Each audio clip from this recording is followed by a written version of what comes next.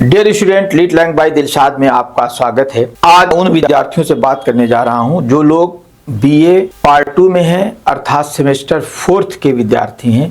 उन लोगों के लिए बेसिकली ये वीडियो है। सेमेस्टर 4th के स्टूडेंट को ये जानना है कि वो क्या उन्हें पढ़ना है, उनका कोर्स क्या है, उनका सिलेबस क्या है। पूरा सिलेबस आपको चंद मिनटों में मिल जाएगा कि क्या चीज़ पढ़नी है, किस तरीके के क्वेश्चन आएंगे, सारी चीज़ें आपको यहाँ पे मिलेंगी। आप अंत तक वीडियो में बने रहिएगा, सारे टॉपिक से बताऊंगा। फिर उसके बाद आगे आने वाले वीडियोस में आपको हर टॉपिक पर एक नया वीडियो, एक अलग वीडियो मिलेगा और उस वीडियो को देख करके और उसके क्वेश्चन को पढ़ करके आप एक अच्छे मार्क गेनर बन सकते हैं। तो अच्छा मार्क पाने के लिए, गुड नॉलेज के लिए आप लीड लर्निंग बाय दिलशाद के इस वीडियो को अंत तक देखिए। देखिए, जैसा कि आपको स्क्रीन पे दिखाई दे रहा है, इंग्लिश ईयर 2nd है, सेमेस्टर 4th है और आपका कोर्स टाइटल है Indian literature in translation and translation practice. ये पूरा आपके कोर्स का नाम है, आपको ये जानना है। अब इसमें ट्रांसलेशन प्रैक्टिस में क्या आता है, सबसे पहले आपकी यूनिट फर्स्ट है इंट्रोड्यूसिंग ट्रांसलेशन। आपको ट्रांसलेशन को इंट्रोड्यूस करना है। A brief history and significance of the translation in a multilinguistic and multicultural society like India. इसमें दूसरी बात ये पूछ रहा है कि brief history and significance of the translation. आपको शॉर्ट हिस्ट्री देना है, शॉर्ट ब्रीफ हिस्ट्री देना है, मतलब कि शॉर्ट हिस्ट्री देना है और उसका सिग्निफिकेंस, इसका महत्व भी बताना है। आप किसका translation in the multilinguistic and multicultural society. जैसे देखिए, इंडिया जो है मल्टीलिंग्विस्टिक है, अर्थात भारत में कई भाषाएं बोली जाती हैं और कई तरीके के कल्चर हैं। आप अलग अलग राज्यों में जाते हैं, भारत एक बड़ा राष्ट्र है और यहाँ पे अलग अलग राष्ट्र के अलग अलग स्टेट के अलग अलग कल्चर्स हैं। और एक इसमें सुंदरता ये भी है कि एक ही स्टेट में कई तरीके के कल्चरल सिस्टम है, कई तरीके की कल्चरल सोसाइटी है। तो उस मल्टी कल्चरल सोसाइटी में इसका क्या महत्व है, इसको बताना है इंडिया जैसे महत्वपूर्ण देश में। और फिर उसके बाद दूसरा जो है literal translation versus free translation. देखिए, दो तरीके से ट्रांसलेशन होते हैं। एक लिटरल ट्रांसलेशन होता है, अर्थात वर्ड बाय वर्ड ट्रांसलेट किया जाता है, और दूसरा होता है फ्री ट्रांसलेशन, अर्थात उसके भाव को प्रस्तुत कर दिया जाता है। तो कई तरीके की बातें आती हैं कि जो ट्रांसलेशन में जो बात कही जाती है वो लिटरल ट्रांसलेशन हो कि फ्री ट्रांसलेशन हो। इन दोनों की इंपॉर्टेंस को आपको बताना है कि इसका जो है क्या सिस्टम है, किस तरीके से किया जाता है इसको, और इसका क्या जो है लाभ और हानि दोनों बताया जाएगा। इट मींस इसके क्या फायदे हैं, इसके क्या नुकसान हैं। अब आइए देखते हैं यूनिट 2nd में क्या आपको पढ़ना है, using tools of technology for translation.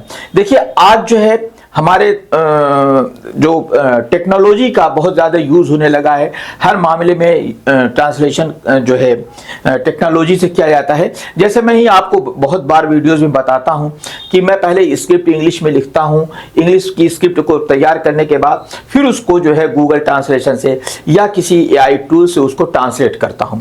तो वो ट्रांसलेट कभी कभी जो होता है एक्यूरेट होता है और कभी कभी एक्यूरेट नहीं होता है, बस उसका भाव उसमें प्रकट हो जाता है कि वो क्या कहना चाहता है। तो कहता है कि using tools of technology of translation क्या है, जैसे कंप्यूटर है, मोबाइल ट्रांसलेशन है, software are translating different kinds of text with the different levels of complexity and for transliteration. तो ये जो क्या कह रहा है कि जैसे मोबाइल ट्रांसलेशन हो गया, software are the translating different kinds of the text हो गया कि जैसे सॉफ्टवेयर में जिस तरीके से यार translating different kinds of text है जो हम सॉफ्टवेयर का प्रयोग करते हैं। जैसे अभी मैंने एक सॉफ्टवेयर का नाम लिया, ऑफ टेक्स्ट है, विद डिफरेंट लेवल्स, अलग अलग लेवल पे हम उसका ट्रांसलेशन करते हैं। आप कॉम्प्लेक्सिटी, जो उसकी जटिलता के आधार पर हम उसको अलग अलग तरीके से अलग अलग सॉफ्टवेयर का प्रयोग करते हैं। एंड फॉर ट्रांसलिटरेशन, और जब हम ट्रांसलेशन के उस लिटरेशन को जो है चेंज करते हैं, अर्थात ट्रांसलेट के मानी ही होता है बदलना। तो जब हम किसी भाषा को दूसरी भाषा में बदलते हैं तो उसका सेंटेंस कैसा होता है, उसकी भाषा में और इसकी भाषा में क्या अंतर होता है, इस यूनिट में हम पढ़ेंगे और जानेंगे और इस पर आपको एग्जाम देना होगा। नेक्स्ट यूनिट 3 आता है फिक्शन। अब देखिए वहां से हट करके हम फिक्शन पे आ जाते हैं। जैसे बहुत से ट्रांसलेशन जो फिक्शन है या लिटरेरी वर्ड्स हैं जिनको ट्रांसलेट किया गया है दूसरी भाषाओं में, तो उसमें सबसे पहले आता है रविन्द्रनाथ टैगोर की the home and the world.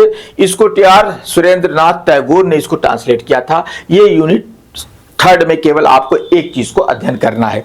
फिर उसके बाद दूसरी यूनिट आती है पोएट्री। इसमें है जयशंकर प्रसाद की है आंसू है, the garden of the loneliness, और टी.आर. चार्ल्स, इसको ट्रांसलेशन किया गया है किसके द्वारा, चार्ल्स एस.जी. वाइट दिल्ली, और मोतीलाल बनारसी दास 2006। इस तरीके के कुछ लोग हैं जो इनके द्वारा ट्रांसलेट किया गया है। तो इसके बारे में ये बताया गया है कि जयशंकर की जो पोएम है आंसू, उसको जो है इन लोगों ने ट्रांसलेट किया है, तो उसको अध्ययन करना है कि वो ट्रांसलेट। देखिए जो ट्रांसलेशन जो हमको दिया गया है उसको अध्ययन किया जा रहा है, तो उसमें आपको ये भी देखना होगा कि इसकी क्या मेरिट्स है और क्या डिमेरिट्स है।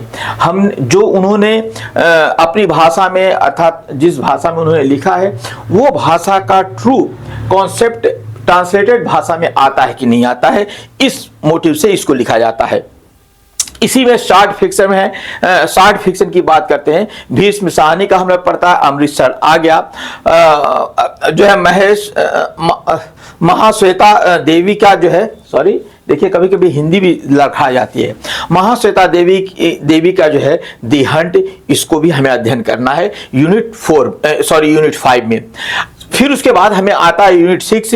इसमें ड्रामा का अध्ययन करना है। इसको किस तरीके से अध्ययन करना है, ये इसको जब मैं आप बताऊंगा तो मैं पूरी बात बता दूंगा। इसमें मोहन राकेश का आधे अधूरे हाफ वे हाउस, ये बहुत ही खूबसूरत ड्रामा है, बहुत सुंदर ड्रामा है, इसको पढ़ेंगे।